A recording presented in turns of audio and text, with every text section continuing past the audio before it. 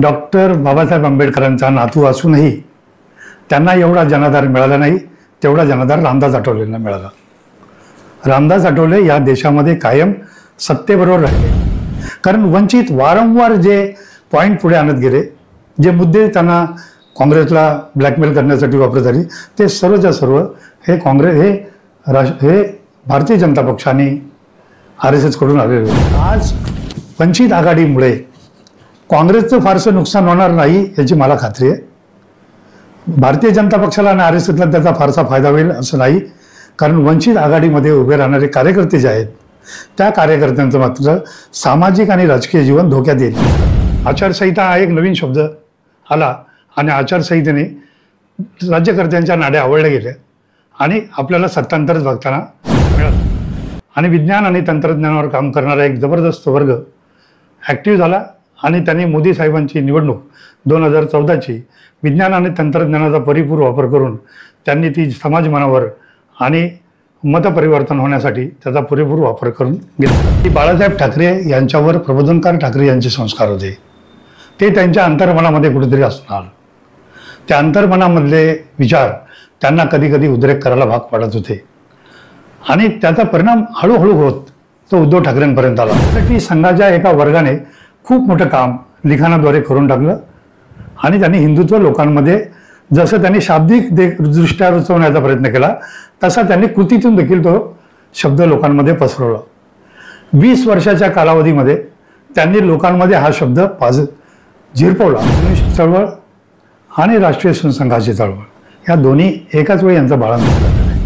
परंतु RSSच्या मूळ अजेंड्यापासून आता RSS काहीतरी भरकटली आहे का, ती दिशाहीन झाली आहे का, का ती जाणीवपूर्वक काही वेगळ्या मार्गांकडे निघाले का, याबद्दल त्यांच्या प्रामाणिक कार्यकर्त्यांमध्ये संभ्रम आहे. ते कुठे ना कुठेतरी असे त्रस्त झालेले आहेत. सर्व पक्षातले रावण एकत्र करून रामराज्य आणण्याचा प्रयत्न चालू आहे, याच्याबद्दल संघाच्या विचारसरणीच्या लोकांमध्ये तिढी आहे. आता भारतीय जनता पक्ष RSSवर अजिबात अवलंबून नाही. त्यांनी खाली त्यांचं नेटवर्क पूर्णपणे बनवलेलं आहे. वेगवेगळ्या पक्षातले जनाधार असणारे नेते घेतले, ज्यांच्याकडे कार्यकर्ते आहेत, जनाधार आहे, मतदारसंघामध्ये निवडून येण्याची कॅपॅसिटी आहे, पैसा आहे. कोणाबरोबर तर कम्युनिस्ट आज भरकटत चाललेत. तर महाराष्ट्रातल्या सर्व चळवळी यांचा सर्वनाश करणारा जर माणूस कोण असेल तर तो शरद पवार. मीडियाने निर्माण केलेलं वातावरण हे मोदींचं सरकार परत येईल असं दिसतंय, परंतु जनाधार वेगळा आहे, अंडर करंट्स वेगळे आहेत.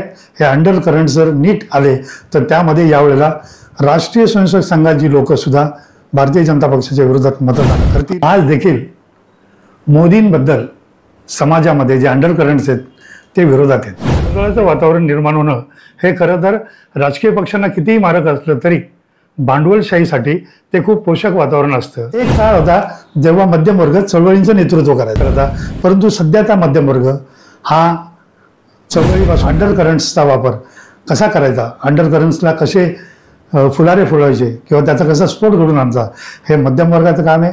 मध्यम वर्गाने पुढे यावं आणि ह्या देशात सत्ता परिवर्तन घडून आणावं की भांडवलशाहीचं चाललेलं षडयंत्र हे मध्यम वर्गाने नष्ट केलं पाहिजे. नमस्कार, मी बापू राऊत. जनवाणीमध्ये आपलं स्वागत आहे. 2024च्या लोकसभा निवडणुका अगदी तोंडावर आलेल्या आहेत. राजकीय रणधुमाळी खूप मोठ्या प्रमाणावरती आपल्याला दिसते आहे.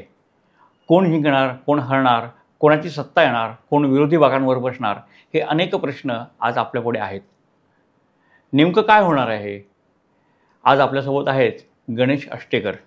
नमस्कार. नमस्कार. गणेश अष्टेकर हे राजकीय सल्लागार आहेत.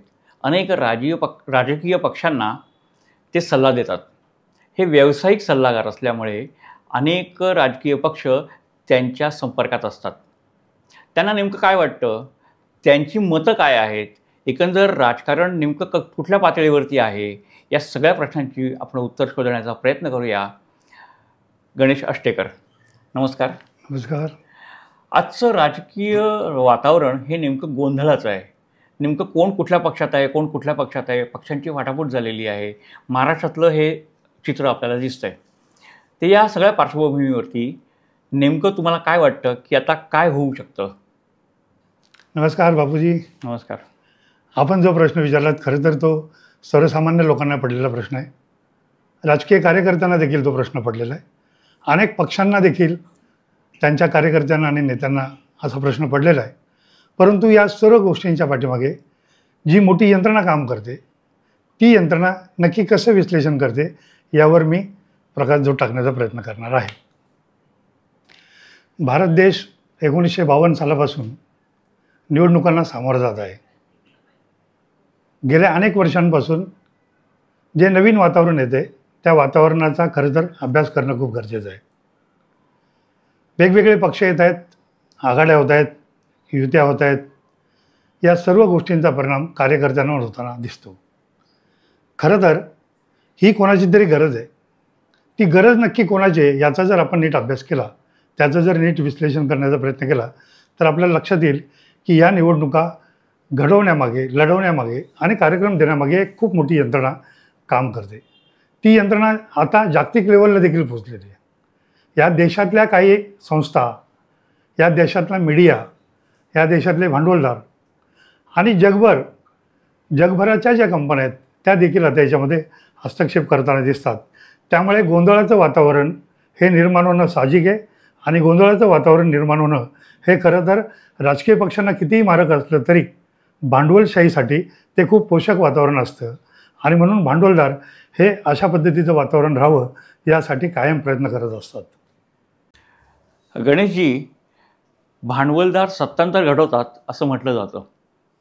आपल्याकडे नेमकं याच पद्धतीने सत्तांतर झालेलं उदाहरण तुम्हाला माहिती आहे का? नेमकं काय घडलं? तुम्हाला आठवत असेल की या देशामध्ये राजीव गांधींचं सरकार पाडण्यात आलं. कसं? राजीव गांधी पंतप्रधान कधी झाले? तर इंदिरा गांधींची हत्या झाल्यानंतर. इंदिरा गांधींची हत्या झाल्यानंतर राजीव गांधी ॲब्सोल्यूट मेजॉरिटीने भारताचे पंतप्रधान झाले. भारताचे पंतप्रधान झाल्यानंतर त्यांना पंतप्रधान होताना एका भांडवलदाराने मदत केली होती. त्यांचं नाव आहे धीरूभाई अंबानी. हे जगाला माहिती आहे. जगाने त्याची दखल घेतलेली आहे, सर्व मीडियाने त्याची दखल घेतली. त्यांची अट एकच होती. तेव्हा लायसन राज चालू होतं. लायसन राजमध्ये ज्या व्यक्तीला किंवा ज्या कंपनीला त्याचं लायसन मिळेल तोच व्यवसाय करू शकतो, दुसरा नाही. तर लायसन राज चालू असताना राजीव गांधी निवडून आल्यानंतर त्यांनी सर्वात पहिलं जागतिक दर्जाचं कॉन्ट्रॅक्ट जर कोणाला दिलं असेल तर ते विमल कंपनीला दिलं. विमल कंपनी ही धीरूभाई अंबानींची कपडे बनवणारी कंपनी होती. आंतरराष्ट्रीय मार्केटमध्ये ते त्यांना देण्यात आलं. हे जेव्हा कळालं तेव्हा लगेच नसली वाडिया त्यांना राग आला, कारण त्यांना देखील ते कॉन्ट्रॅक्ट पाहिजे होतं. ते देखील त्याच्यासाठी लॉबिंग, नेटवर्किंग, मॅनिप्युलेशन आणि नोकरशाहीला हाताळण्याचं किंवा मीडिया कव्हरेज देण्याचं काम करत होते, परंतु त्यांना यश आलं नाही. जेव्हा त्यांना कळालं की ते कॉन्ट्रॅक्ट आपल्या हातातून गेलं तेव्हा त्यांनी राजीव गांधींच्याबद्दल स्वतःच्या मनामध्ये एक दुःख ठेवला. त्यांनी व्ही पी सिंगांना आपल्याजवळ घेतलं आणि व्ही पी सिंगांना सांगितलं की असं झालं आहे. व्ही पी सिंग त्यांना कुठेतरी फॉर होत आहेत, त्यांना कुठेतरी ग्रीन सिग्नल देत आहेत असं राजीव गांधींच्या लक्षात आलं. तेव्हा व्ही पी सिंग अर्थमंत्री पदावर होते. त्या अर्थमंत्री पदावर असताना व्ही पी सिंगांनी आंतरराष्ट्रीय संस्थेला एक कॉन्ट्रॅक्ट दिलं. त्या संस्थेचं नाव आहे फेअरफॅक्स.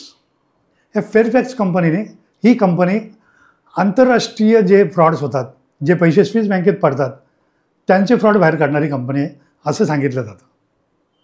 त्या कंपनीला एक कॉन्ट्रॅक्ट दिलं आणि तेव्हा जाहीर करण्यात आलं की स्विस बँकेमध्ये या देशातल्या जवळजवळ 150-200 लोकांचे पैसे आहेत. त्यामध्ये राजीव गांधींचे पण पैसे आहेत असं अफवा पसरवली. ते कुठल्या नावाने आहे तर ते लोटस नावाने आहे. लोटस म्हणजे कमळ आणि राजीव या शब्दाचा मराठीतला अर्थ आहे कमळ. ते कोडवर्डमध्ये चालतं स्विस बँकेचे व्यवहार. आणि तेव्हा चित्रा सुब्रमण्यम नावाच्या पोरीने व्ही पी सिंगांचं देखील कव्हरेज दिलं की व्ही पी सिंगांचं देखील तिथे पैसे आहेत. ते युनिव्हर्स नावाने आहे. युनिव्हर्स म्हणजे विश्व आणि विश्वनाथ प्रताप सिंग. हे भांडण वाढायला लागलं. हे भांडण वाढायला लागल्यानंतर राजीव गांधींनी व्ही पी सिंगांना अर्थमंत्रीपदावरून काढलं आणि संरक्षण मंत्रिपदावर बसवलं.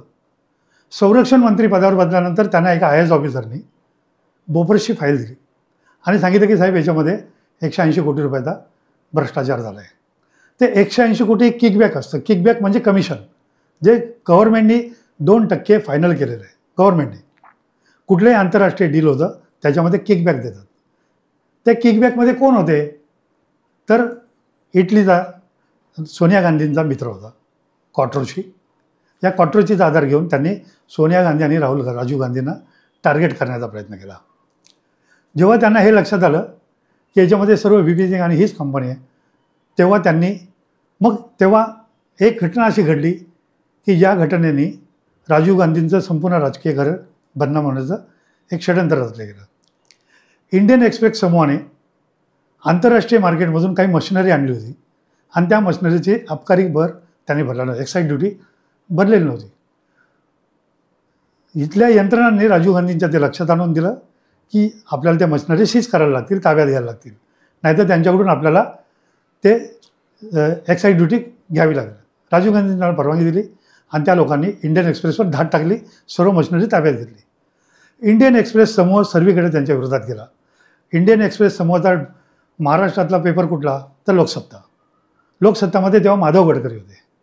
माधव गडकरींनी राजीव गांधींच्या विरोधात खूप मोठं कटकारस्थान चालू केलं आणि त्यांनी समाज परिवर्तन करण्यासाठी राजीव गांधींच्या विरोधात शृंखला चालू केली. इंडियन एक्सप्रेसनी पण तेच चालू केलं आणि इंडियन एक्सप्रेसची सुचेता दलाल आणि चित्रा सुब्रमण्यम या 2 मुलींनी इथे शेअर मार्केटमध्ये होणारा फ्रॉड आणि आंतरराष्ट्रीय होणारे फ्रॉड हे सायमल्टेनियसली आणले, पेपरमध्ये आणले, मीडियामध्ये आणले आणि भारतामध्ये एक जनमत तयार केलं आणि राजीव गांधींना पदत्याग करण्यासाठी भाग पाडलं आणि व्ही.पी. सिंगांनी बंड करून व्ही.पी. सिंगांनी हे सरकार पाडलं आणि व्ही.पी. सिंग पंतप्रधान झाले. भांडवलदार अशा पद्धतीने षडयंत्र रचून एखादं सरकार नेस्तनाबूत करू शकतात हे आपण भारतात देखील अनुभवले. 2014 नंतर निवडणुकीचा प्रचार, त्याची पद्धत ही सगळी बदललेली आहे. सोशल मीडिया आला. या सोशल मीडियाच्या माध्यमातून गेल्या 15 वर्षामध्ये निवडणुकीचा प्रचार हाच मुळात बदललेला आहे. तर या प्रचाराचा मग व्हॉट्सअप आले किंवा फेसबुक आलं, याच्यावरून प्रचार करण्याची पद्धत सुरू झाली. याचा नवीन तंत्रज्ञानाचा परिणाम जो काही आता इलेक्शनवरती आहे तो आणि मागचा परिणाम, याचा नेमका परिणाम काय झाला, हे फायद्याचं आहे की तोट्याचं आहे, काय वाटतं तुम्हाला?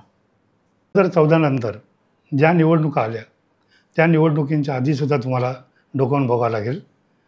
1985पर्यंत जेवढ्या निवडणुका झाल्या त्या सर्व कुठल्या तरी व्यक्तिकेंद्रित किंवा विचारसरणीला आधारित निवडणुका झाल्या. 1995ला पहिल्यांदा महाराष्ट्रामध्ये आणि देशामध्ये बदल झाले. आचारसंहिता हा एक नवीन शब्द आला आणि आचारसंहितेने राज्यकर्त्यांच्या नाड्या आवळल्या गेल्या आणि आपल्याला सत्तांतरच बघताना मिळालं.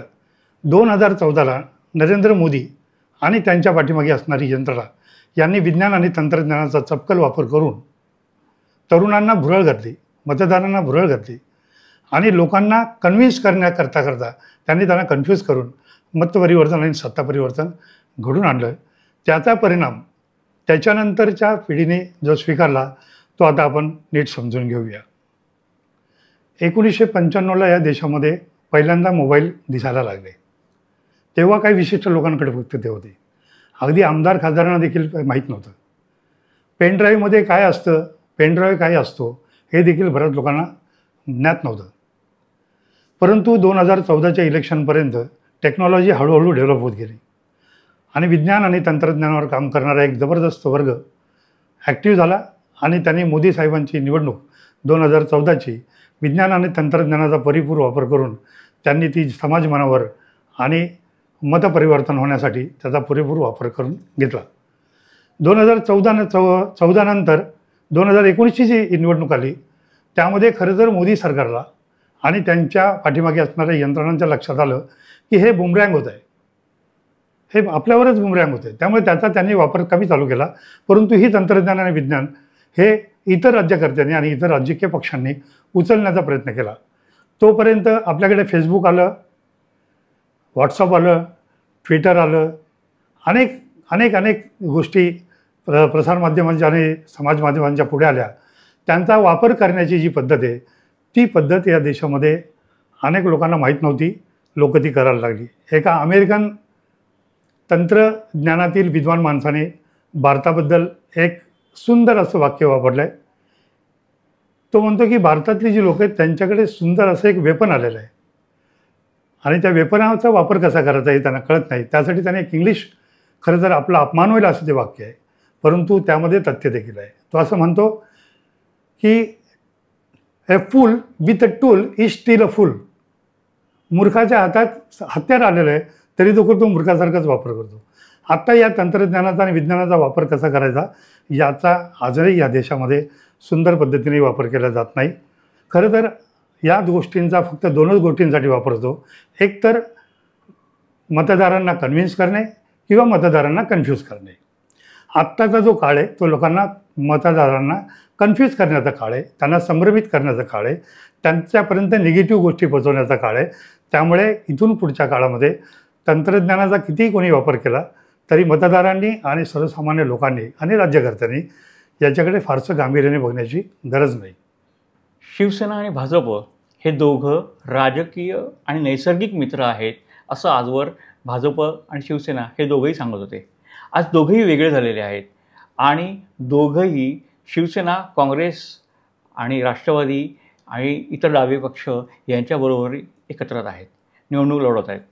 तर हे चित्र आणि शिवसेना, आपलं भाजप हे शिवसेना आणि इतर राजकीय पक्ष यांच्याशी युती करून लढत आहेत.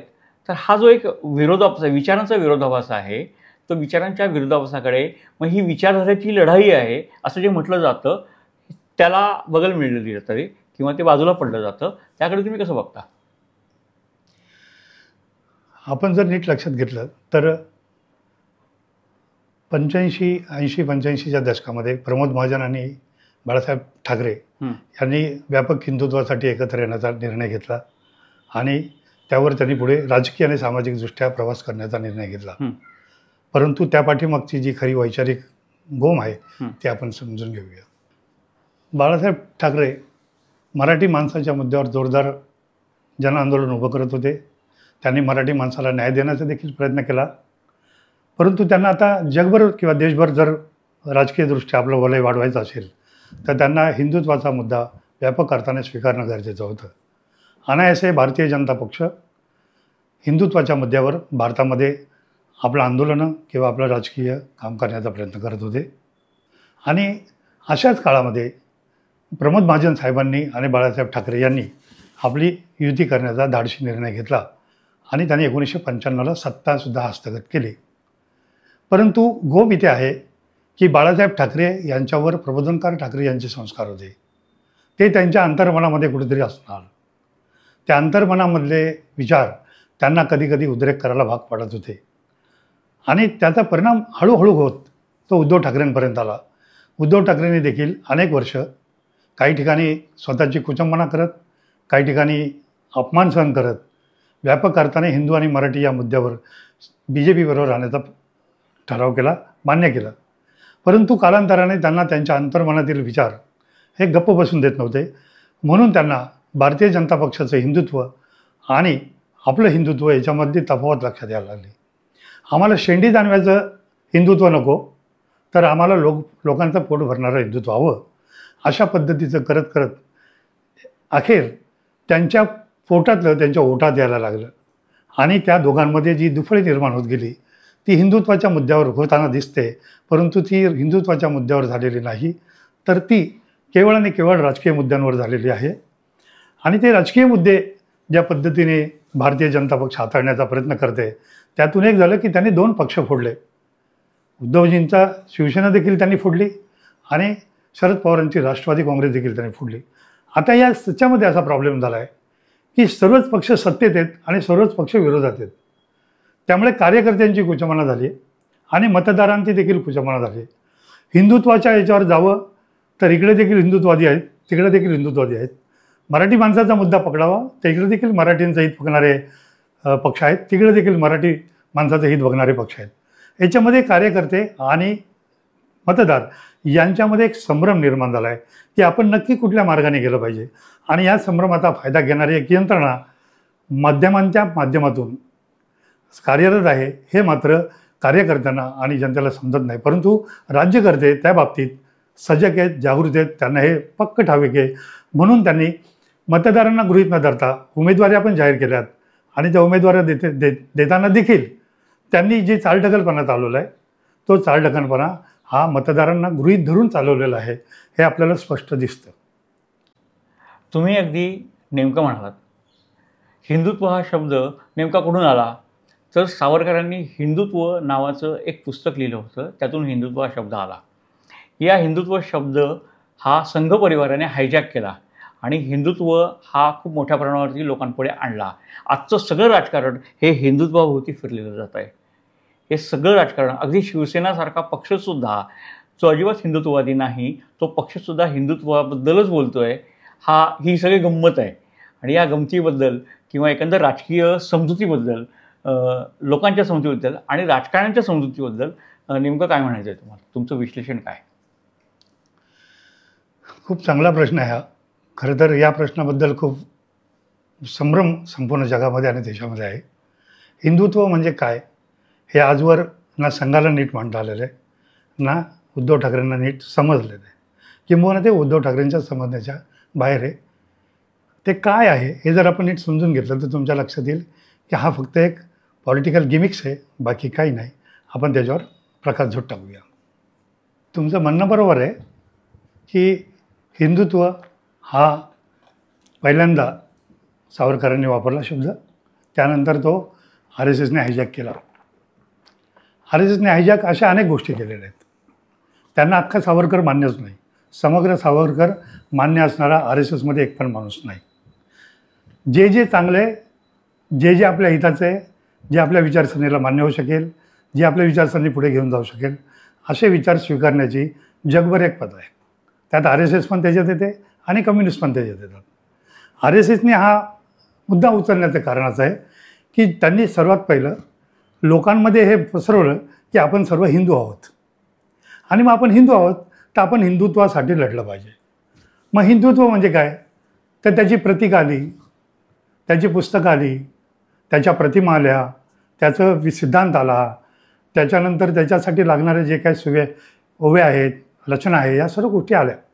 ह्याच्यासाठी संघाच्या एका वर्गाने खूप मोठं काम लिखाणाद्वारे करून टाकलं आणि त्यांनी हिंदुत्व लोकांमध्ये जसं त्यांनी शाब्दिक दृष्ट्या रुजवण्याचा प्रयत्न केला तसा त्यांनी कृतीतून देखील तो शब्द लोकांमध्ये पसरवला. 20 वर्षाच्या कालावधीमध्ये त्यांनी लोकांमध्ये हा शब्द झिरपवला, लोकांच्या हृदयात जाऊन बसला, लोकांच्या डोक्यामध्ये त्यांनी तो पसरवला आणि आपण हिंदुत्व आहोत म्हणजे आपण काहीतरी श्रेष्ठ आहोत, एक श्रेष्ठत्वाची भावना निर्माण करण्यामध्ये आणि पसरवण्यामध्ये BJP आणि RSS हे यशस्वी झाले. आज विरोधी पक्षात काम करणारे लोक देखील स्वतःला हिंदुत्ववादी समजतात. आम्ही हिंदूच आहोत. हिंदू म्हणजे काय हे त्यांना अजून कळलं नाही. शिवाजी महाराजांच्या बाबतीत असं सांगितलं जातं की हिंदवी स्वराज्य व्हावे ही स्त्रींची इच्छा. परंतु हिंदवी हा फारशी शब्द आहे. त्या फारशी शब्दाचा अर्थ आहे स्थानिक जनता. स्थानिक जनतेचं राज्य असावं म्हणजे स्वराज्य असावं अशी ती संकल्पना आहे. परंतु हिंदुत्ववादी विचारसरणीच्या लोकांनी शिवाजीला आपलंसं करताना ते हिंदुत्ववादी कसे होते हे दाखवण्याचा प्रयत्न करण्यासाठी तो हिंदुत्व हा शब्द हिंदवी हा शब्द देखील त्यांनी हिंदुत्वाशी जोडला. त्याच्यामुळे त्यांना खाली कार्यकर्ते मिळायला सुरुवात झाली, मावळे तिथे यायला सुरुवात झाली. शिवाजी महाराजांना जसे मावळे मिळाले तसे शिवसेनेला देखील शिवसैनिक मिळाले. त्या शिवसैनिकांना देखील बाळासाहेब मावळ्यांचीच उपमा देत होते आणि मावळे आले की साहजिकच त्यांच्यात हिंदुत्वाचं भूत संचारणार आणि हर हर महादेव किंवा हिंदुत्व, जय हिंद किंवा आम्ही हिंदू आहोत, गर्व असते किंवा आम्ही हिंदू आहे अशा पद्धतीची पेरणी करून लोकांच्या हृदयामध्ये RSSने तो विडवला. परंतु उद्धवजींना त्यांच्या आजोबांचं जे हिंदुत्व होतं, त्यांच्या आजोबांचं जे हिंदुत्वाबद्दलचं मत होतं ते त्यांच्या अंतर्मनामध्ये कुठेतरी आहे आणि म्हणून ते RSSच्या आत्ताच्या हिंदुत्वाला विरोध करताना दिसतात. परंतु देखील ते आजही हिंदुत्वाचा शब्द उच्चार करतायत. त्याचं कारण आहे या शब्दाला भाळणारा खूप मोठा वर्ग आजही राजकारणात आणि समाजकारणात आहे. त्यामुळे सांस्कृतिकदृष्ट्या हा शब्द त्यांना समाजमन निर्माण करण्यासाठी हवा आहे म्हणून तो शब्द ते सोडताना दिसत नाही असं मला वाटतं. लोकसभा 2024ला इंडिया आघाडी एकत्रितपणे लढती आहे. संघ भाजप यांच्या सरकारविरुद्ध एकत्र येते आहे. सगळे विरोधी पक्ष एकत्र येतात आणि त्यामध्ये वंचितसुद्धा यावं अशी एक व्यूहरचना होती. पण वंचित स्वतंत्रपणे लढत आहे आणि इंडिया आघाडी वेगळी लढते आहे.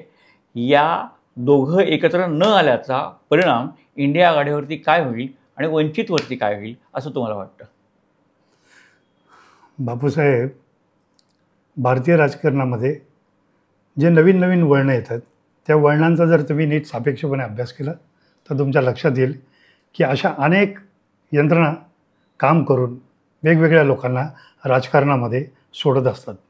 वंचित आघाडी हा दुसरं तिसरं काही नसून हे कोणीतरी सोडलेलं एक मोठं राजकीय षडयंत्र आहे.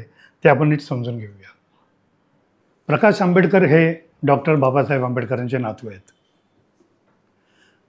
त्यामुळे त्यांना आंबेडकरी विचारधाराची एक मोठी परंपरा लाभलेली आहे असं सर्वसामान्य लोकांना वाटतं. परंतु वास्तव तसं नाही आहे. डॉक्टर बाबासाहेब आंबेडकरांचा नातू असूनही त्यांना एवढा जनाधार मिळाला नाही तेवढा जनाधार रामदास आठवलेंना मिळाला. रामदास आठवले या देशामध्ये कायम सत्तेबरोबर राहिले, सत्तेमध्ये वाटा मिळवला. डॉक्टर बाबासाहेब आंबेडकर म्हणायचे की माझ्या जमातीने राज्यकर्ती जमात व्हावं, राजकारणावर ताबा मिळवावा. त्यामुळे राजकीय व्यवस्थेमध्ये घुसण्यासाठी काय काय करता येईल ते रामदास आठवले करत आले. डॉक्टर बाबासाहेब आंबेडकरांना काँग्रेस पक्षाने पराभूत केलं अशी एक सल जी पसरवण्यात आली, खरं तर ते वास्तव नाही. त्याचं विश्लेषण डॉक्टर बाबासाहेब आंबेडकर यांनीच केलं आहे. ते प्रकाश आंबेडकरांना सुद्धा चांगल्या पद्धतीने माहिती आहे की याच्यात काँग्रेसचा काही दोष नाही आहे, मतदारांचा दोष आहे. परंतु प्रकाश आंबेडकरांचा हिडन अजेंडा हाच आहे की त्यांना भारतीय जनता पक्ष आणि राष्ट्रीय स्वयंसेवक संघ यांनाच मदत करायची आहे. परंतु त्यांचे खायचे दात आणि दाखवायचे दात हे त्यांना दाखवायचे वेगळे. त्यांना समाजामध्ये असं पसरवायचं आहे की आपण काँग्रेसला संपवलं पाहिजे. परंतु त्यांनी नवीन थेरी काय वापरली जी आपण रामायणामध्ये बघतो. सीतेचं हरण करताना मारीच राक्षसाने सुवर्णमृगाचं रूप धारण केलं आणि रामाला संभ्रमित केलं. तसं हे RSSचा अजेंडा घेऊन, भारतीय जनता पक्षाचा अजेंडा घेऊन काँग्रेसच्या व्यासपीठावर गेले. काँग्रेस त्यांना विचारत नव्हतं, काँग्रेस त्यांना स्वीकारत नव्हतं, काँग्रेस त्यांना कधीही स्वीकारणार नाही. कारण काँग्रेसला हे नक्की माहिती आहे की यांचे हिडन अजेंडे काय आहेत. मग त्यांनी एक नवीन चाल केली. ते शिवशक्ती आणि भीमशक्ती या एका भंपक संकल्पनेला आधार घेऊन उद्धवजींकडे गेले आणि उद्धवजींना सांगितलं की आपण शिवशक्ती आणि भीमशक्ती जर एकत्र आलं तर महाराष्ट्रामध्ये क्रांती होईल, मला तुमच्या पक्षाच्या आघाडीत घ्या. उद्धव ठाकरेंबरोबर असणारी एक आघाडी वेगळी आहे ज्याच्यात मराठा सेवा संघाची पण लोकं गेली आणि वंचित पण आली. परंतु एकंदरीत व्यापक मोठ्या महाआघाडीमध्ये त्याच्यामध्ये वंचितला त्यांनी शेवटपर्यंत घेतलं नाही. कारण वंचित वारंवार जे पॉईंट पुढे आणत गेले, जे मुद्दे त्यांना काँग्रेसला ब्लॅकमेल करण्यासाठी वापरत आली, ते सर्वच्या सर्व हे भारतीय जनता पक्षाने RSSकडून आलेले होते. त्यांनी शेवटी असं केलं की उद्धवजींना त्यांनी असं ब्लॅकमेल केलं की उद्धवजी तुम्ही आम्हाला लिहून द्या की तुम्ही सत्ता परिवर्तन झाल्यानंतर भारतीय जनता पक्षाची हातमिळवणी करणार नाही. खरं तर हातमिळवणी यांनीच केलेली आहे. आज वंचित आघाडीमुळे काँग्रेसचं फारसं नुकसान होणार नाही याची मला खात्री आहे. भारतीय जनता पक्षाला आणि RSSला त्याचा फारसा फायदा होईल असं नाही. कारण वंचित आघाडीमध्ये उभे राहणारे कार्यकर्ते जे आहेत त्या कार्यकर्त्यांचं मात्र सामाजिक आणि राजकीय जीवन धोक्यात येईल. कारण ते त्यांच्यातल्या आर्थिक सक्षम लोकांना शोधतात, त्यांना उमेदवारी देतात आणि आजची निवडणूक ही संपूर्ण मनी ओरिएंटेड झालेली आहे. जो पैसा टाकेल तोच निवडणूक फार चांगल्या पद्धतीने लढू शकतो आणि जिंकू शकतो. वंचित आघाडीकडच्या बहुसंख्य लोकांकडे ती क्षमता नाही. 2019ला वंचित आघाडीने महाराष्ट्रामध्ये तो प्रयोग करून बघितला. त्यांचे सर्वच्या सर्व उमेदवार पडलेले आहेत. परंतु त्यांनी पण त्या काळात 2019ला काँग्रेसचे जवळजवळ 25 विद्यमान आमदारांना त्याच्यामुळे धोका निर्माण झाला आणि ते सत्तेपासून लांब राहिले. परंतु यावेळेस असं होणार नाही. कारण जनता जागृत झाली, सर्व पक्षांच्या लक्षात आले, राज्यकर्त्यांच्या लक्षात आले आणि कार्यकर्त्यांच्या देखील लक्षात आले की यांचं जे काय चाललं आहे तो एक हिडन अजेंडा आहे. तो हिडन अजेंडा असा आहे की संघाला आणि भारतीय जनता पक्षाला जी भारतीय राज्यघटना बदलायची आहे, असा त्यांचा जो काय हिडन अजेंडा आहे, त्या हिडन अजेंड्याला पोषक सर्व मतं मांडण्याचं काम आज प्रकाश आंबेडकर करतात. हे दुर्दैव आहे आणि म्हणून त्यांना जनाधार मिळत नाही आहे. अन्यथा प्रकाश आंबेडकर हे डॉक्टर बाबासाहेब आंबेडकरांचे नातू म्हणून संपूर्ण देशाने त्यांना स्वीकारायला पाहिजे होतं. जेवढं रामदास आठवले यांना स्वीकारलं तेवढं त्यांना स्वीकारलं नाही आणि म्हणून हे वंचित घटकाला अजून या राजकीय आणि सामाजिक चळवळीमध्ये वंचित करून टाकतील असा माझा जाहीर आरोप आहे. याचा सर्वसामान्य लोकांनी विचार करावा आणि मतदान करताना वंचित घटक म्हणून त्याचा विचार करू नये, तर सत्ता कोणाच्या हातात दिली पाहिजे, सत्ता कोण समर्थपणे चालवेल, सर्वसामान्यांच्या प्रश्नांचा विचार कोण करेल आणि या देशाला प्रगतीपथावर कोण घेऊन जाईल याचा गांभीर्याने विचार करणं गरजेचं आहे असं मला वाटतं. गणेशजी, भारतामध्ये 2 विचारधारा आहेत. एक आहे हिंदुत्ववादी विचारधारा आणि दुसरी आहे पुरोगामी विचारधारा. कम्युनिस्ट आणि संघ परिवार या 2 विचारधारा आहेत आणि हा देश एका विचारधारेच्या मागे गेलेला आहे संपूर्णपणे आणि तो एका ध्रुवीकरणातून हिंदू आणि मुस्लिम या दोन्ही ध्रुवीकरणातून गेलेला आहे, विभागला गेलेला आहे. संपूर्ण समाज, भारतीय समाज विभागलेला गेलेला आहे. आजच्या राम मंदिराच्या तो पडल्यानंतर जे काही बाबरी मशीद पडल्यानंतर जे काही हल्लाखोळ माजला, या हल्लाखोळामधून जी फूट पडली समाजामध्ये, ज्या धर्मामध्ये फूट पडलेली आहे, याच्यातून हिंदुत्ववाद्यांना जे बळ मिळालेलं आहे याचे दूरगामी परिणाम पुढच्या 25 वर्षात किंवा 50 वर्षात काय होणार आहेत? खरं तर चळवळीतल्या लोकांना त्यांनी ज्या दिशेने जाण्याचा विचार करून त्या चळवळीशी आपली बांधिलकी मांडली, त्यांना आता बऱ्यापैकी त्यांचा भ्रमनिरास झालेला आहे. हा भ्रमनिरास होण्यामागे हिंदुत्वादी विचारसरणी जशी कारणीभूत आहे तशी डावी विचारसरणी देखील कारणीभूत आहे. आपण याचा नीट विचार करूया म्हणजे तुमच्या लक्षात येईल की वास्तव काय आहे. खरं तर हा प्रश्न जो आहे हिंदुत्वादी आणि डावी विचारसरणी हा खूप व्यापक प्रश्न आहे. हिंदुत्वादी विचारसरणी या देशात 1925 सालापासून कार्यरत आहे. तशी डावी विचारसरणी देखील त्याच सुमारास जन्माला आलेली आहे. म्हणजे कम्युनिस्ट चळवळ आणि राष्ट्रीय संघाची चळवळ या दोन्ही एकाच वेळी यांचं बाळंतपण झालेलं आहे. त्या काळात समग्र हिंदुत्वाचा विचार नव्हता, सुरुवातीचा होता सांस्कृतिक हिंदुत्वाचा. सांस्कृतिकदृष्ट्या आपण लोकांना एक करणं गरजेचं आहे, त्यांच्यात एकोपा करणं गरजेचं आहे, त्यांना दिशा देणं गरजेचं आहे. म्हणून एक चळवळ उभी राहिली आणि हळूहळू त्याच्यामध्ये परिवर्तन होत गेलं. नंतर ती राजकीय परिवर्तनाकडे आली आणि जेव्हा त्यांच्या लक्षात आलं असं की जोपर्यंत आपण राजकीय सत्ता हातात घेत नाही तोपर्यंत आपण आपला अजेंडा राबवू शकत नाही, पुढे घेऊन जाऊ शकत नाही. मग ते राजकारणाकडे आले. मग राजकारणाकडे येताना त्यांनी सुरुवातीला जनसंघाची स्थापना केली. जनसंघ सत्तेत आला, तो काँग्रेसबरोबर पण आला, कम्युनिस्टांबरोबर पण आला, मुस्लिम लीगबरोबर पण आला. त्याच्यानंतर 1980ला भारतीय जनता पक्षाची स्थापना झाली. भारतीय जनता पक्षाची स्थापना झाल्यानंतर त्याच्यातल्या ध्रुवीकरणाचे जे मुद्दे मांडले गेले तेव्हा त्यांच्या असं लक्षात आलं की आपल्याला फक्त आपल्या पक्षाची जी आत्तापर्यंतची प्रतिमा आहे की हा ब्राह्मणांचा प्रश्न आहे, पक्ष आहे, तो बदलला पाहिजे. आणि मग त्याच्यावर त्यांनी काम चालू केलं. मग समाजातले अनेक घटक, मग ओबीसी असतील, दलित असतील, ST NT सर्वजण त्यांनी त्यांच्या पक्षामध्ये घेतले. त्यांना राजकारणामध्ये आणलं, त्यांना राजकीय परिपक्व बनवलं, त्यांना सत्ताधारी बनवलं, त्यांना मंत्री बनवलं, त्यांना वेगवेगळ्या महामंडळावर त्यांची नियुक्ती केली आणि त्यांना त्यांच्या समाजामध्ये त्यांच्या विचारसरणीचा आणि पक्षाचा जनाधार वाढवण्याचं काम त्यांच्याकडे दिलं.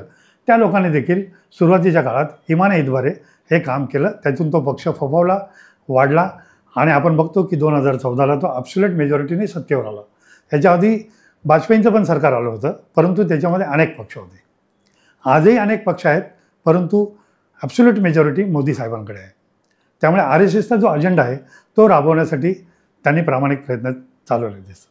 परंतु RSSच्या मूळ अजेंड्यापासून आता RSS काहीतरी भरकटली आहे का, ती दिशाहीन झाली आहे का, का ती जाणीवपूर्वक काही वेगळ्या मार्गांकडे निघाले का, याबद्दल त्यांच्या प्रामाणिक कार्यकर्त्यांमध्ये संभ्रम आहे.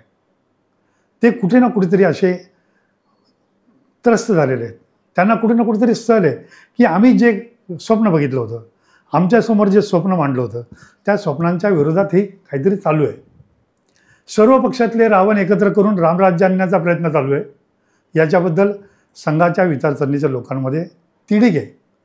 ती तिढीक या मतदानामध्ये दिसेल असं मला वाटतं. दुसरं कम्युनिस्टांचं आहे. कम्युनिस्टांनी देखील RSSच्याच काळात आपली सुरुवात केली, परंतु RSS जेवढ्या प्रमाणात वाढली, विस्तारली, तेवढ्या प्रमाणात कम्युनिस्ट विस्तारले नाहीत. त्याचं कारण जर काही असेल तर ते धर्म ही आफूची गोळी आहे असं मार्क्सवादी तत्त्वज्ञान आहे. त्या मार्क्सवादी तत्त्वज्ञानाला सर्व कार्यकर्ते चिकटले आणि त्यांनी त्याच्यावर हातोडे मारत राहिले, घाला घालत राहिले. त्याच्यासाठी त्यांनी डॉक्टर रामास्वामी पेरियार, प्रबोधनकार ठाकरे अशा सर्व लोकांच्या विचारसरण्या मांडायला सुरुवात केली. फुले आंबेडकरांचा सुद्धा या संदर्भात त्यांनी मस्तपैकीने वापर केला आणि लोकांमध्ये जे धार्मिक ध्रुवीकरण होत होतं त्याला पर्याय देण्याच्याऐवजी त्यांनी चिथावणी देण्याचा प्रयत्न केला. आणि म्हणून RSSने आणि भारतीय जनता पक्षाने एक दुश्मन जाहीर करून टाकला देशभर, तो म्हणजे मुस्लिम हा या देशाचा दुश्मन आहे. मग त्याच्यावर त्यांनी काम चालू केलं. त्या काम चालू केल्यानंतर त्यांनी त्याच्यावरच्या थेऱ्या बनवल्या, काही कृत्या पण त्यांनी केल्या ज्या चुकीच्या आहेत, त्या सिद्ध होत आहे. व्हॉट्सअपला अनेक गोष्टी येत आहेत, यूट्यूबवर अनेक गोष्टी दिसत आहेत की हे सर्व चुकीचं चाललं आहे.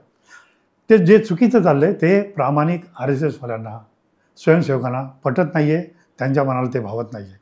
इतर पक्षातून जे राजकीय माणसं मोदींनी वेगवेगळ्या यंत्रणांचा वापर करून घेतले ते सर्व चोर आणि दरोडेखोर होते. हजारो कोटी रुपयाचे भ्रष्टाचार करणारी माणसं आज रामराज्याकडे आणण्याचा प्रयत्न मोदींनी केला आहे. ते चांगलं की वाईट याच्यावर आता विचारमंथन आणि चिंतन RSSचे लोक करायला लागलेले आहेत असं मला वाटतं. एक वर्ग आता असा विचार करतोय की जे चाललं आहे ते चुकीचं आहे, हे बदललं पाहिजे. त्यामुळे ती कुचंबना आहे. परंतु आता भारतीय जनता पक्ष RSSवर अजिबात अवलंबून नाही. त्यांनी खाली त्यांचं नेटवर्क पूर्णपणे बनवलेलं आहे. वेगवेगळ्या पक्षातले जनाधार असणारे नेते घेतले, ज्यांच्याकडे कार्यकर्ते आहेत, जनाधार आहे, मतदारसंघामध्ये निवडून येण्याची कॅपॅसिटी आहे, पैसा आहे, जात आहे, या सर्व गोष्टींचा विचार करून त्यांना आपल्या पक्षात घेतलं आणि त्या मतदारसंघामध्ये त्यांनाच तिकीटं देऊन त्यांना पुन्हा राज्यकर्ते बनवण्याचा निर्णय घेतला. हे करत असताना डाव्या चळवळीतली लोक मात्र सर्वीकडे कन्फ्यूज आहेत. ते आज काँग्रेसबरोबर जायला तयार आहेत. खरं तर डावी चळवळ संपवली काँग्रेसने,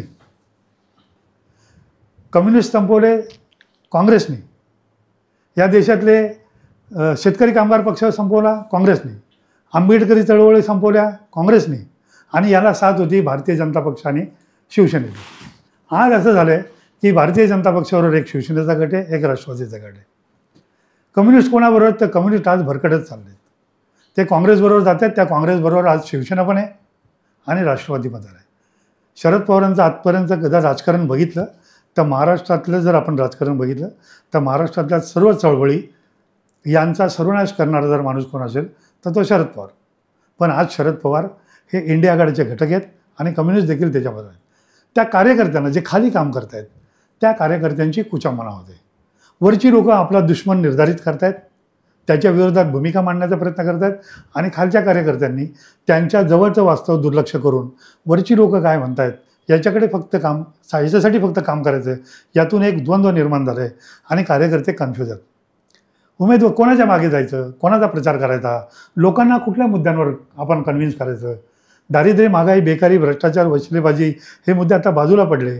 आता चारित्र्यावर आलं, शिवराळ भाषा यायला लागली, एकमेकाची उणीजुणी काढायचे काम चाललं आहे, एकमेकाचा भ्रष्टाचार बाहेर काढतायत पण कोणी मुद्द्याला हात घालत नाही, कोणतरी बायांबद्दल बोलत आहेत, महिलांचा अपमान केला जातो आहे. या सर्व गोष्टी आता ना डाव्या चळवळीतल्या लोकांना चांगल्या वाटत आहेत ना संघ परिवारातल्या लोकांना त्या लोकांची कुचंबना झाली आहे. ही जी कुचंबना आहे या कुचंबनेचं राजकारणामध्ये मतपरिवर्तन जर झालं तर एक वेगळा रिझल्ट बघायला मिळेल. आजचं मीडियाने निर्माण केलेलं वातावरण हे मोदींचं सरकार परत येईल असं दिसतंय, परंतु जनाधार वेगळा आहे, अंडरकरंट्स वेगळे आहेत. हे अंडरकरंट्स जर नीट आले तर त्यामध्ये यावेळेला राष्ट्रीय स्वयंसेवक संघाची लोकंसुद्धा भारतीय जनता पक्षाच्या विरोधात मतदान करतील असं वातावरण आहे. आणि त्यामुळे जसा वंचितचा काँग्रेसवर काही परिणाम होणार नाही तसा राष्ट्रीय संघाच्या प्रामाणिक कार्यकर्त्यांमुळे काँग्रेसला त्याचा फायदा होईल असं एकंदरीत आत्ताचं राजकीय वातावरण आहे असं मला वाटतं. अगदी नेमकं बोललात तुम्ही. राजकीय अंडरकरंट नेमकं काय आहे ह्याचा एका वाक्यात गणेश आष्टेकर यांनी मुद्दा मांडलेला आहे. पुढच्या काळामध्ये या अंडरकरंटचा मोठा वणवा होईल असं तुम्हाला वाटतं का? आणि हे झालं तर त्याच्या पद्धती काय असतील, त्याच्या स्टेप काय असतील, काय वाटतं तुम्हाला? गुड. खरं तर अंडरकरंट्स जर समाजाने नीट समजून घेतले तर त्याचा वणवा पेटू शकतो. तो वणवा पेटू नये म्हणून एक यंत्रणा काम करते. ती यंत्रणा काय आपण समजून घेऊ, मग अंडरकरंट्स म्हणजे काय ते समजून घेऊ. बापूजी, अंडरकरंट्स भौगोलिक पण असतात, सामाजिक पण असतात, राजकीय पण असतात आणि तंत्रज्ञानाचे पण असतात. भूकंप होताना आपण बघतो ते अंडरकरंट्स आजही असतात. विशिष्ट ठिकाणी भूकंप होतात, ते वातावरण मिळाल्यानंतर होतात. ती एक गॅप मिळण्याची वेळ लागते ज्याच्यात ते अंडरकरंट्स उफाळून बाहेर येतात, त्यातून लावा रस देखील बाहेर येतो. हा झाला भौगोलिक. सामाजिकसुद्धा एक अंडरकरंट्स असतो. हे अंडरकरंट्स राजकारणात सुद्धा असतात. सामाजिक अंडरकरंट्स ज्यांना ज्यांना कळाले त्यांनी समाज परिवर्तनाच्या लढाया निर्माण केल्या आणि ते त्याच्यात यशस्वी पण झाले. जसे महात्मा फुलेंची लढाई होती, एक अंडरकरंट होता की या देशातल्या महिलांना शिक्षण मिळत नव्हतं.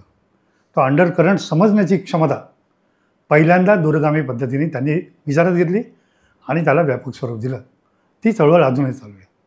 आंबेडकरांना देखील अनेक गोष्टी कळाल्या की या देशामध्ये दलित काय आहेत, वंचित काय आहेत, किंवा क्षुद्र मोर्चे कुठून आले, ह्या सर्व गोष्टींचा धांडोरा त्यांनी घेतला आणि त्यातले अंडरकरंट्स त्यांनी शोधले.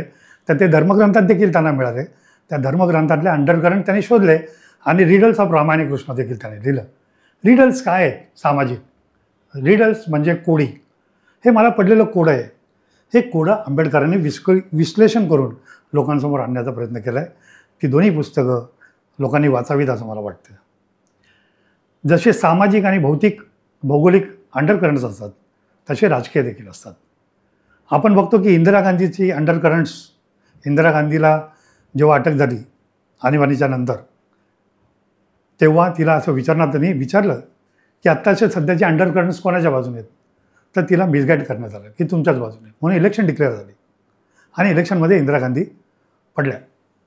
शायनिंग इंडिया याचा अंडरकरंट्स होता असं भारतीय जनता पक्षाला वाटलं आणि भारतीय जनता पक्ष तिथून गेला. आज देखील मोदींबद्दल समाजामध्ये जे अंडरकरंट्स आहेत ते विरोधात आहेत. परंतु अंडरकरंट समाजाच्या लक्षात येऊ नये म्हणून काही घटक समाजामध्ये, राजकारणामध्ये आणि सांस्कृतिकदृष्ट्या काम करत असतात. जसं हिंदुत्ववादी विचारसरणी आहे, ती सांस्कृतिक क्षेत्रामध्ये काम करून अंडरकरंट्स लक्षात येऊन देत नाहीत. हिंदुत्वाचं आता ध्रुवीकरण झालं आहे. सर्व हिंदू एक आहेत, 85% हिंदू एक आहेत.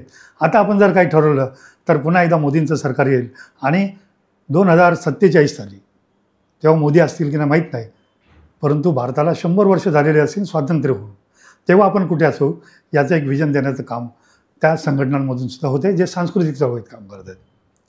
सामाजिक क्षेत्रात काम करणाऱ्या ज्या संघटना आहेत त्या देखील अंडरकरंट्स निर्माण करून मतदारांवर प्रभाव निर्माण करतायत. राजकारणात देखील ते केलं जाते. परंतु सर्वात महत्त्वाचं म्हणजे जगभराचे भांडवलदार आणि भारतातले भांडवलदार हे देखील अंडरकरंट्स निर्माण करण्याचं काम करत आहेत. ते कसे, तर तुम्ही जरा नीट लक्षात घेतलं तर आत्ता कालच तुम्ही जर बघितलं तर मोदींनी राहुल गांधींना असा प्रश्न विचारला आहे की तुम्हाला अडाणी आणि यांच्याकडून पैसे मिळाले का, म्हणून तुम्ही त्यांचं नाव घेत नाही का, आणि ते पण त्यांनी टेम्पोतून पैसे आले का असा प्रश्न केला. याचा अर्थ त्यांना नीट माहिती आहे की टेम्पोने पैसे येतात. ते आधी त्यांच्याकडे आले असतील कारण त्यांचे पैसे पोहोचवण्याची पद्धत ही पहिली मोदींना माहीत असणार, अन्यथा त्यांच्या तोंडातून ते शब्द नसतील आले. तर हे अंडरकरंट्स निर्माण करण्याचं काम आहे की काँग्रेसला पैसे आलेत आणि ते देखील भांडवलदारांचं हित बघणार आहेत. त्यामुळे आता तुम्ही भांडवलदारांच्या हातात जर पुन्हा दिलं तर 2014च्या आधी जे वातावरण होतं तसेच परत वातावरण निर्माण होईल आणि सर्वीकडे घराणेशाही आणि भ्रष्टाचार फोफावेल. परंतु 2014 नंतर त्यांनी निर्माण केलेल्या कामाचं ते कुठेही उच्चार करत नाही, कारण त्यांना माहिती आहे त्यांनी केलेलं कुठलंही काम राजकीय अंडरकरंट्स निर्माण करताना दिसत नाही. त्यांनी काय केलं आहे तर आपण बघतो की त्यांनी रोड म्हणजे रस्ते विकासामध्ये सर्वात जास्त काम झालं आहे. पण रस्ते विकासाला पैसे देणारे यंत्र कोण आहेत? ते ना वर्ल्ड बँकेचे पैसे आहेत, ना IMFचे पैसे आहेत, ना युरोपियन युनियनचे पैसे आहेत. ते पैसे आहेत 4 व्हीलर आणि 2 व्हीलर बनवणाऱ्या कंपन्यांचे. त्यांनी बिनव्याजी पैसे दिलेत सरकारला. मोठमोठे रस्ते बांधा जेणेकरून आमच्या गाड्या खपतील. रस्ते चांगले असतील तर गाड्या संपतील, हे साधं लॉजिक आहे. आणि त्या रस्त्यांवर खड्डे लवकर बुजू नका, कारण त्या रस्त्यावरून जाणाऱ्या ज्या लाखो गाड्या आहेत त्यांचं डेप्रिशिएशन, त्यांचा होणारा घसारा हा काही हजार कोटीमध्ये असतो. हा सर्व फायदा त्या कंपन्यांचा असतो, कारण स्पेअर पार्टमध्ये ते पैसे कमवतात. भांडवलदार या देशातलं राजकारण आता कंट्रोल करण्याचे विचारात आहेत. काँग्रेसचं सरकार होतं तोपर्यंत देशी भांडवलदार कार्यरत होते.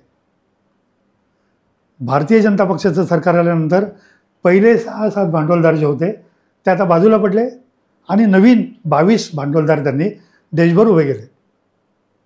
त्यात आत्ता फक्त आपल्याला अडाणीचं नाव माहिती आहे आणि अंबानींचं नाव माहिती आहे. खरं तर अंबानी हे काँग्रेसच्या काळात पण वाढलेले होते, त्यामुळे त्याचा भाव करायची गरज नाही. परंतु आता आंतरराष्ट्रीय भांडवलदार येत आहेत आणि हे आंतरराष्ट्रीय भांडवलदार या देशाची सर्वीकडे व्यवस्था मोनोपोलीकडे घेऊन चालले आहेत. मोनोपोली आली पाहिजे. आपण एक साधं उदाहरण घेऊ. या देशातली BSNL आणि STML या कंपन्या विकल्या आणि कुठल्या कंपन्या पुढे आल्या तर व्होडाफोन, आयडिया, एअरटेल. आता एअरटेल नो दिस्तिक झाली. आयडिया आणि जिओ या कंपन्यांमध्ये मोनोपोलीकडे राजकारण चालू झालं. हा संघर्ष कुठल्या टोकाला जाईल हे भांडवलदारांच्या आणि सत्ताधाऱ्यांच्या खेळीवर डिपेंड आहे. ते आपल्याला पुढे बघायला मिळणारच आहे 2024 नंतर. आंतरराष्ट्रीय भांडवलदार जे येत आहेत त्यांना इथे काय हवं आहे तर त्यांना या देशात जे विकास कामं चालू आहेत त्या विकास कामामध्ये त्यांना कॉन्ट्रॅक्ट पाहिजेत. आज मेट्रो रेल्वेची जेवढी कामं चालू आहेत ती सर्व जपान आणि अमेरिकेतल्या कंपन्या करतात. बोगदे पाडण्याची जी कामं आहेत ती सर्वच्या सर्व जर्मन आणि फ्रान्स आणि जपानमधल्या कंपन्यांची मशिनरी वापरल्या जाते. कॉन्ट्रॅक्ट सर्व त्यांना देतात आणि हेच भांडवलदार पुन्हा ते सब कॉन्ट्रॅक्ट आपल्याच इथल्या कॉन्ट्रॅक्टर लोकांना देऊन ते काम आपल्याच कॉन्ट्रॅक्टर लोकांकडून करून घेतात आणि वरचा मलिदा मात्र स्वतः घेऊन जातात. तो पैसा हा राजकारणामध्ये वापरला जातो. तो पैसा कुठे कुठे वापरतात तर तो पैसा मीडियामध्ये वापरतात. तुम्हाला कन्फ्यूज करणाऱ्या, तुमची दिशाभूल करणाऱ्या ॲडव्हर्टाईज देणं, बातम्या देणं किंवा सोशल मीडियावर काही गोष्टी प्रसारित करणं याच्यासाठी पैसे पुरवले जातात. वर्तमानपत्रामध्ये येणाऱ्या बातम्या आणि अग्रलेख हे पेड असतात, त्याच्यासाठी पैसे दिले जातात, भांडवलदारांकडून दिले जातात. जे जनमत डिक्लेअर केलं जातं ते देखील मॅनेज असतं. हे जनमत अंडरकरंट्स निर्माण करतात किंवा विद्यमान अंडरकरंट्स नष्ट करतात. त्याच्यामुळे जनमत देखील भांडवलदार मॅनेज करतात, मीडिया मॅनेज, गुंड मॅनेज करतात, माहिती अधिकारवाले ते मॅनेज करतात, नोकरशाह मॅनेज करतात. त्याच्यानंतर आंतरराष्ट्रीय अनेक यंत्रणा इथे येऊन वेगवेगळ्या पद्धतीने ते कामं करत असतात. आपण बघतो की आत्ताचं जे युद्ध आहे हे युद्ध एकदम सुप्त आणि गुप्तपणे चालू आहे. ते सायबर क्राईमवर थांबलं आहे. सायबर क्राईमचा वापर करून किंवा सायबरचा किंवा AI म्हणजे आर्टिफिशियल इंटेलिजन्स याचा वापर करून आंतरराष्ट्रीय अनेक संस्था इथे काम करतात. हे काम करत असताना कुठलं सरकार बदनाम करायचं आणि कुठलं सरकार पाडायचं हे ते ठरवतात. आपल्याकडे म्हणजे स्टॉक एक्सचेंजमध्ये जो चढ उतार होतो हे भांडवलदार ठरवतात. 2-2 लाख कोटीचा एकाच दिवशी घपला करून ते पळून जातात आणि त्याच्यात भरडला जातो मध्यम वर्ग. सर्वसामान्यांसाठी जसा मटका आहे तसा मध्यम वर्गासाठी मटका म्हणजे आपल्याकडची शेअर मार्केट. या शेअर मार्केटमध्ये मध्यम वर्गाचे पैसे घालतात आणि मध्यम वर्ग हा शिव्या देतो राज्यकर्त्यांना, परंतु त्याच्यामागे भांडवलदारांची खिडी असते हे त्यांच्या लक्षात येत नाही. एक काळ होता जेव्हा मध्यम वर्ग चळवळींचं नेतृत्व करायचा. संघ परिवारातले लोक असतील, कम्युनिस्ट असतील, त्याच्यानंतर डाव्या चळवळीतले असतील, आंबेडकरी चळवळीतले असतील, मध्यम वर्ग, शिकलेला वर्ग, समाजाची जाण आणि भान असणारा वर्ग नेतृत्व करता. परंतु सध्याचा मध्यम वर्ग हा चळवळीपासून लांब गेलेला आहे. त्याला चळवळीशी काही घेणं देणं नाही, त्याला मतं टाकण्यामध्ये सुद्धा इंटरेस्ट नाही, त्याला सर्वच जण नालायक वाटत आहेत आणि त्याला शनिवार रविवार संध्याकाळी जाऊन हॉटेलच्या बाहेर रांगेत उभं राहून जेवण्यामध्येच त्याला इंटरेस्ट आहे. याच्यामुळे देशाचा सत्यानाश होणार आहे हे मध्यम वर्गाच्या लक्षात येत नाही. मध्यम वर्गाने जर ही चळवळ ताब्यात घेतली तर अंडरकरंट्स खूप मोठ्या प्रमाणात बाहेर येतील आणि हे काम मध्यम वर्गाचं आहे. कारण खालच्या वर्गाला समजत नाही, दिसत नाही आणि वरच्या वर्गाला ऐकायला येत नाही. त्यामुळे आता आपल्यालाच मध्यम वर्गालाच आंधळ्यांचे डोळे व्हावे लागणार आहे आणि पांगळ्यांचे पाय व्हावे लागणार आहे. आणि मग अंडर करंट्स या देशात राज्यकर्ते बदलण्यापर्यंत जाऊ शकतात. आणि राज्यकर्ते बदलले की आपल्या डोक्यातलं विजन आपण मांडू शकतो, पोचू शकतो, करू शकतो. याच्यासाठी प्रयत्न केले जाऊ शकतात. राष्ट्रीय स्वयंसेवक संघाने पण तेच केलं, काँग्रेसने पण तेच केलं, चायना, रशिया, जपानमध्ये त्या भांडवलदारांनी तेच केलं. सर्वीकडे तेच होणार, आपल्या देशात तेच होणार. आपला देश आजही राजकीयदृष्ट्या सजग, समज नाही. कार्यकर्त्यांना त्यातलं काही कळत नाही, राज्यकर्त्यांना बऱ्याच गोष्टी समजत नाही.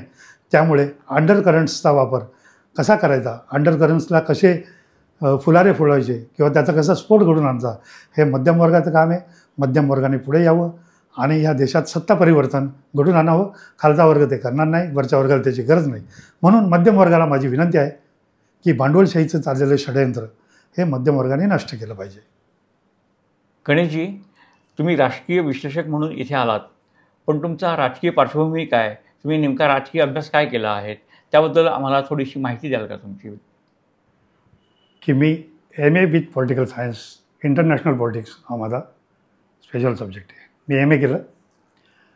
MA करत असतानाच मी भारतीय कम्युनिस्ट पक्षाच्या चळवळीशी संबंधित आलो 1987ला.